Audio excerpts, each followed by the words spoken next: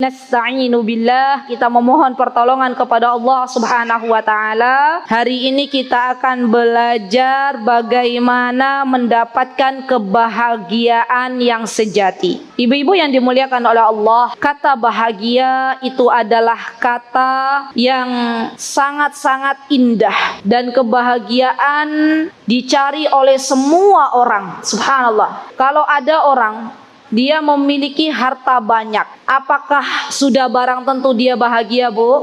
Belum tentu. Kalau ada orang punya anak banyak, apakah sudah berbahagia? Belum tentu. Maka kita akan belajar kebahagiaan yang sejati itu kebahagiaan yang seperti apa? Ketahuilah bahwa kita akan mendapatkan kebahagiaan apabila kita ridha dengan semua ketetapan dari Allah Subhanahu wa taala. Beriman dengan takdir, karena yang namanya beriman dengan takdir itu merupakan rukun iman yang keberapa, ibu-ibu? Yang ke-5 boleh, 6 boleh ya. Berarti kalau yang kelimanya beriman kepada takdir, yang keenamnya beriman kepada hari akhir. Kalau yang kelimanya beriman kepada hari akhir, maka yang keenamnya beriman kepada takdir. Tidak apa-apa, dibolak-balik tidak apa-apa. Yang jelas beriman kepada takdir itu merupakan rukun iman yang harus kita imani. Dan bukan hanya kita hafal. Saya yakin ibu-ibu waktu sekolah TK mesti sudah hafal. Rukun Islam ada 5, rukun iman ada 6. Seharusnya kita pelajari satu demi satu. Iman kepada Allah itu seperti apa? Iman kepada Rasul itu seperti apa? Iman kepada malaikat itu seperti apa? Iman kepada kitab-kitabnya Allah itu seperti apa? Iman kepada takdir Allah itu seperti apa? Dan iman kepada hari akhir itu seperti apa? Subhanallah, Bu, orang kalau sudah beriman menerima takdirnya Allah, maka Allah akan jadikan hatinya bahagia. Contoh orang-orang zaman dahulu, mereka biasa menggunakan kata-kata yowis rapopo, ya.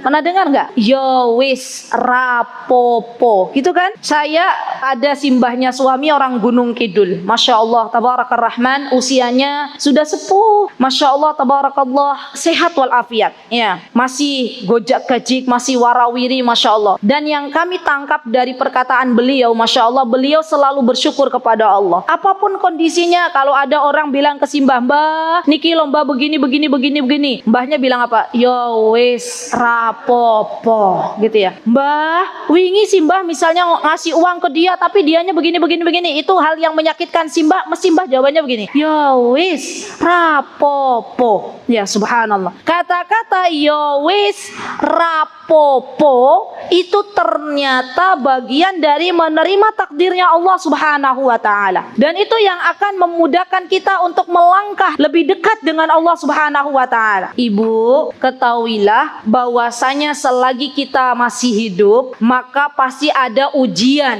Kita itu mesti sedang diuji oleh Allah. Keluar dari ujian, masuk lagi ke ujian berikutnya. Keluar dari ujian, masuk lagi ke ujian berikutnya sampai Allah wafatkan kita. Dan setiap diri kita itu ujiannya masing-masing, takdirnya masing-masing. Ibu bisa melihat keadaan orang di luar sana, kayaknya hidupnya ayem loh, jinawe tentrem, gitu ya. Orang lihat kita berkata begitu juga, kayaknya enak banget hidupnya, suaminya baik, anak-anaknya cerdas, rumahnya besar, kayaknya enak kehidupannya. Karena yang namanya hidup itu sawang sinawang, ya. Jadi Bu, mulai yuk kita terima takdir Allah, ridho dengan ketetapan Allah. Apa yang Allah beri kepada kita, kita syukuri. Alhamdulillah. Kalau ada ujian, jangan bandingkan dengan orang lain. Bisa jadi orang lain itu ujiannya lebih berat daripada kita. Kita saja yang nggak tahu karena orang lain jarang mengeluh. Ketahuilah bahwasanya ujian yang terberat, kata Rasulullah SAW, di dunia ini adalah para nabi. Para nabi itu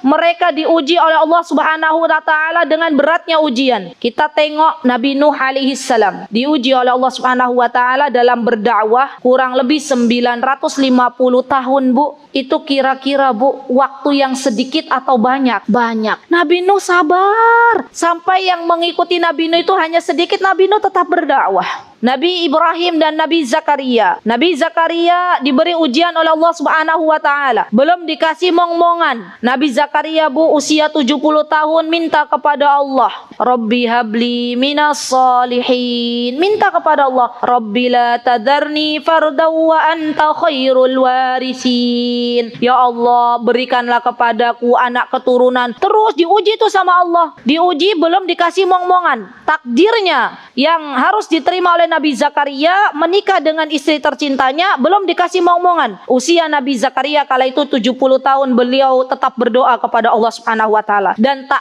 kenal putus asa dari berdoa kepada Allah. Ya, subhanallah. Sampai di usia Nabi Zakaria yang ke-90 tahun, Bu, ada yang mengatakan ke-100 tahun, baru Allah kabarkan Nabi Zakaria, ketahuilah istrimu mengandung. Subhanallah. Hari ini tuh Bu, banyak di antara pasangan suami istri yang sudah menikah, belum dikasih mong-mongan, baru menikah belasan tahun sudah mengatakan kenapa Allah nggak sayang, kenapa Allah membeda-bedakan antara saya dan teman saya. Teman saya baru menikah 2 bulan kemudian hamil, tapi saya sudah menikah belasan tahun belum dikasih. Subhanallah. Bandingkan dengan Nabi Zakaria. Nabi Zakaria tetap ridho dengan apa yang Allah kasih dan tetap berdoa kepada Allah Subhanahu wa taala. Bu, kalau kita itu berdoa kepada Allah, belum Allah kabulkan, jangan lantas kita berputus asa. Terus minta sama Allah, yakin yang namanya doa itu pasti didengar oleh Allah Subhanahu wa taala. Dan doa itu sendiri adalah ibadah. Kalau misalnya di antara ibu-ibu ada yang memiliki suami yang belum saleh, ujian ini, ya subhanallah, anak yang belum saleh, ini juga ujian. Maka terus meminta kepada Allah Subhanahu wa taala. Saya pernah berjumpa dengan seorang ibu, habis ngisi kajian itu, biasa kalau ngisi kajiannya pagi, saya duduk, langsung ibu-ibu tuh gitu ya, datang mau tanya ustazah. Nah, diantaranya waktu itu ada ibu-ibu yang noel-noel saya, ustazah saya mau konsultasi tapi cuman berdua. Baik, saya duduk bareng sama ibu itu berdua. Ibu itu belum bicara sudah nangis, Bu. Saya bingung, ya Allah Bu, ngapunten kenapa nangis gitu ya. Sesegukan sepertinya sudah menahan di dalam dada itu rasa apa ya ibu-ibu ya, bisa dibayangkan nggak? Belum konsultasi, belum curhat sudah nangis. Ya, saya diamkan ibu itu untuk selesai menangis. Ya, kemudian saya berbicara, kenapa Bu? Ini loh ustazah, saya tuh diuji sama Allah, punya suami saya begini-begini, belum mau sholat suami saya, kalau ke masjid masih ogah-ogahan, suami saya begini. Beliau curhat tentang suaminya. Waktu itu saya hanya mengatakan, Bu, yang memegang hati suami ibu itu Allah.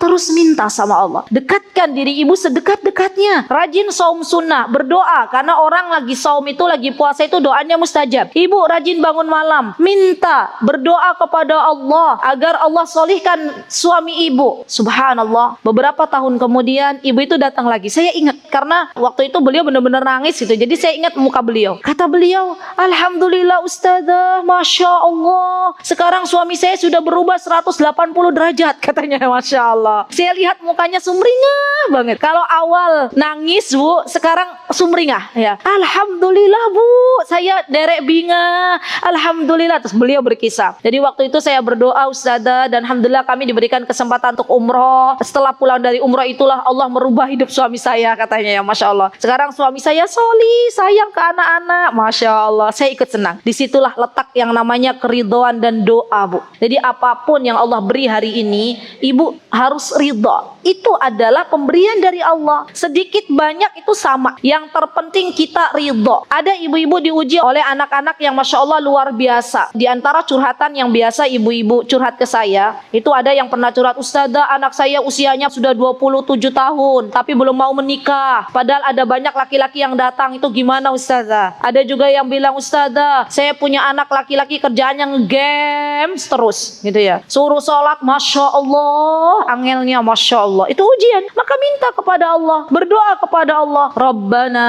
hablana min azwajina wa dzurriyyatina qurrata a'yun waj'alna lil muttaqina imama.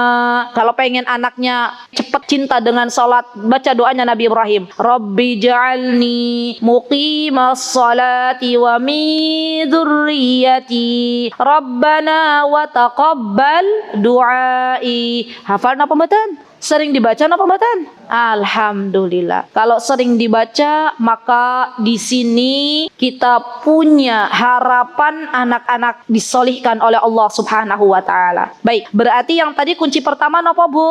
Ridha dengan pemberian Allah. Ridha dengan takdir yang telah ditetapkan oleh Allah Subhanahu wa taala. Maka kita akan memperoleh kebahagiaan. Yang kedua, jalani kehidupan ini dengan penuh kesabaran, karena sejatinya yang namanya sabar itu adalah sebuah perintah dari Allah Subhanahu wa taala, dan Allah mencintai orang-orang yang sabar. Innallaha yuhibbu sabirin. Allah mencintai orang-orang yang sabar, subhanallah. Dan barang siapa yang sabar, mesti hidupnya itu bahagia. Innallaha ma'as sabirin. Sungguhnya Allah Subhanahu wa taala bersama orang-orang yang sabar. Dan kita tahu ibu-ibu yang namanya sabar itu dibagi 3. Nah, ini nanti kita akan bahagia. Sabar dalam mentaati Allah, sabar dalam menjauhi maksiat, dan sabar dalam menerima takdir. Itu masuk tadi poin pertama dalam sabar yang ketiga. Poin pertama sudah kita bahas. Poin pertama, sabar dalam menjalankan ketaatan kepada Allah Subhanahu wa taala. Bu, ibadah salat 5 waktu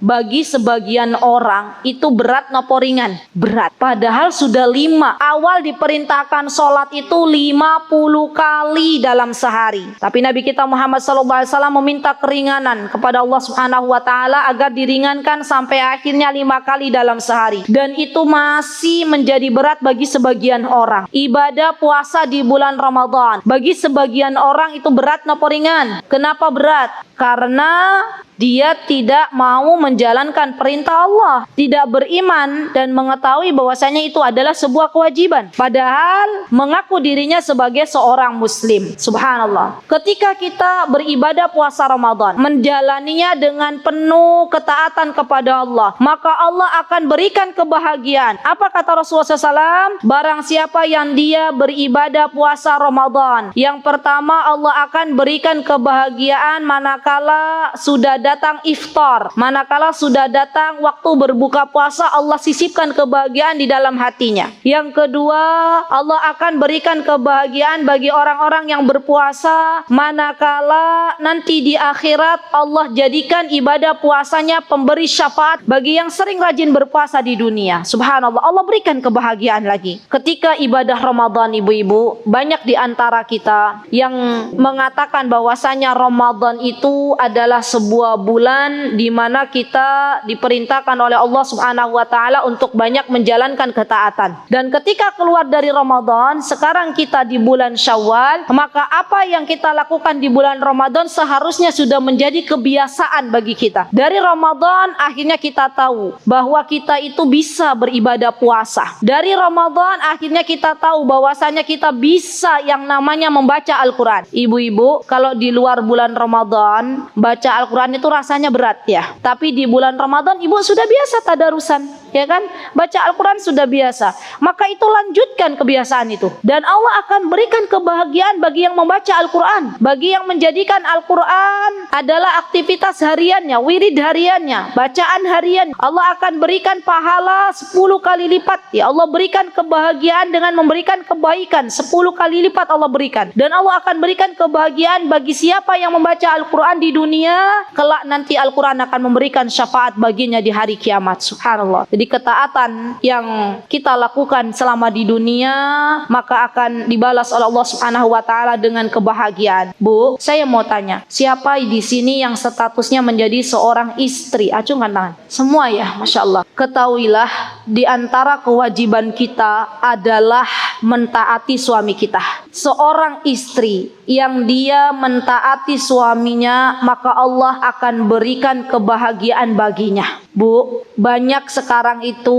para istri yang tidak lagi mau mentaati suaminya dengan berbagai macam alasan. Padahal yang namanya taat kepada suami, selagi suami tidak memerintahkan sesuatu yang bermaksiat kepada Allah, itu adalah kewajiban kita dalam rangka menjalankan ketaatan kepada Allah Subhanahu wa taala. Yuk kita kembali menjadi istri-istri salihah, menjadi istri-istri yang taat kepada suami. Apabila Apabila suami kita ridho, maka Allah juga akan ridho kepada kita. Bayangkan Bu, besok istri-istri yang salihah ini, yang taat kepada suaminya, yang menjalankan ibadah puasa di bulan Ramadan, yang salat 5 waktu dan menjaga kemaluannya, besok di akhirat akan Allah panggil wanita-wanita ini untuk bisa masuk dari pintu surga manapun yang dikehendaki. Allahu Akbar. Dan ini spesial hanya diberikan kepada wanita-wanita muslimah. Subhanallah, banyak Bu di antara suami istri yang hidup di zaman sekarang itu ada masalah kecil, maka semuanya tidak ada yang mengalah. Kalau kita posisinya sebagai seorang istri, yang namanya mengalah itu bukan berarti kalah. Terkadang kita diminta untuk mengalah demi kebahagiaan bersama. Kalau misalnya suami kita memiliki sebuah permasalahan yang mungkin masalahnya kecil, bukan kita besar-besarkan. Yuk kita cari solusinya bersama agar Allah Azza wa Jalla ridho kepada kita dan kita teruskan lagi perjalanan hidup rumah tangga kita. Itu diantara sabar dalam menjalankan ketaatan kepada Allah. Poin yang kedua, sabar dalam menjauhi maksiat. Dan sabar dalam menjauhi maksiat itu lebih ringan daripada menjalankan ketaatan. Ibu-ibu tahu bahwasanya berzina itu haram. Ibu-ibu tanpa harus bertingkah keluar misalnya dari sebuah tempat perzinahan, ibu-ibu sudah dapat pahala. Ketika kita tidak mendatanginya, kita diam di tempat karena kita tahu itu adalah sesuatu yang haram, maka kita sudah dapat pahalanya. Ketika kita tahu yang namanya khamr, minum-minuman keras itu adalah sesuatu yang Allah haramkan, dan kita tidak mendatanginya, kita tidak menengguknya, maka kita sudah dapat pahalanya. Ada kaidah yang sangat bagus dalam kaidah usul fikih Bu, bahwa yang namanya menjauhi maksiat itu lebih ringan daripada menjalankan ketaatan. Karena yang namanya menjauhi maksiat tanpa kita perlu action, kita sudah dapat amal salihnya. Tapi kalau menjalankan ketaatan kepada Allah Subhanahu wa taala, kita perlu action, ya enggak? Kita perlu berbuat, baru kita dapat pahala dari Allah Subhanahu wa taala. Di hari ini, di zaman sekarang ini Bu, banyak sekali sesuatu yang dilarang oleh Allah Subhanahu wa taala akhirnya dilanggar oleh kita sebagai hamba Allah. Maka banyak-banyak berdoa kepada Allah dengan doa Allahumma arinal haqqa haqqa warzuqna ittiba'ah wa arinal batila batila warzuqna ijtinabah. Tahu artinya Bu? Allahumma ya Allah, arinal haqqa haqqa, tunjukkanlah yang hak itu hak, warzuqna ittiba'ah, dan berikanlah kepada kami rizki untuk bisa mengikutinya, ittiba', wa arinal batila batila, dan tunjukkanlah kepada kami yang batil itu batil, warzuqna ijtinabah, dan berikanlah kepada kami untuk bisa menjauhi kebatilan itu. Banyak doa itu Bu, karena memang subhanallah, kalau Allah sudah berikan hidayah taufik kepada kita, maka kita akan diberikan petunjuk oleh Allah untuk bisa mengetahui mana yang hak dan mana yang batil. Baik, selanjutnya terakhir insyaallah, di antara kunci kebahagiaan adalah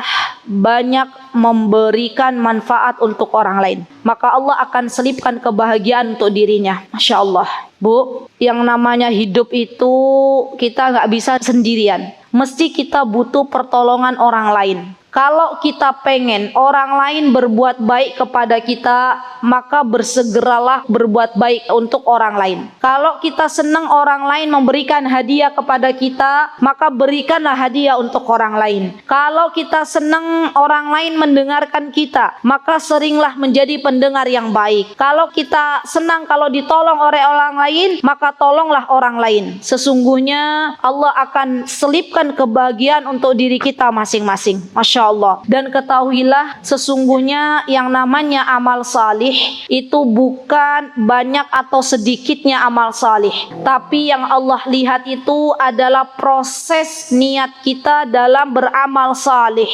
Bisa jadi Bu, ibu memberikan satu bungkus nasi kepada orang lain, itu akhirnya Allah masukkan kita ke dalam surganya. Allah berikan kebahagiaan kepada diri kita. Pesan saya untuk diri saya dan ibu-ibu semuanya, jangan pernah kecilkan sebuah amal saleh. Bisa jadi amal saleh yang kecil di hadapan manusia itu besar di hadapan Allah. Sebaliknya, amal saleh yang besar di hadapan kita, kalau niatnya bukan karena Allah, maka itu menjadi kecil di di hadapan Allah Subhanahu wa taala. Teruslah berbuat baik karena sesungguhnya kebaikan akan kembali kepada diri kita masing-masing. Jadilah kita semuanya orang-orang yang ketiadaan kita nanti dirindukan oleh banyak orang. Karena yang namanya orang baik, Bu, kalau sudah nggak ada, itu mesti dirindukan oleh banyak orang. Ibu-ibu pernah ketemu nggak sama orang baik? Saya mau tanya, ibu-ibu pernah nggak punya tetangganya baik banget? Ibu lagi bangun rumah, misalnya, tetangganya datang, "Jeng, biarkan saya yang bayar tukangnya."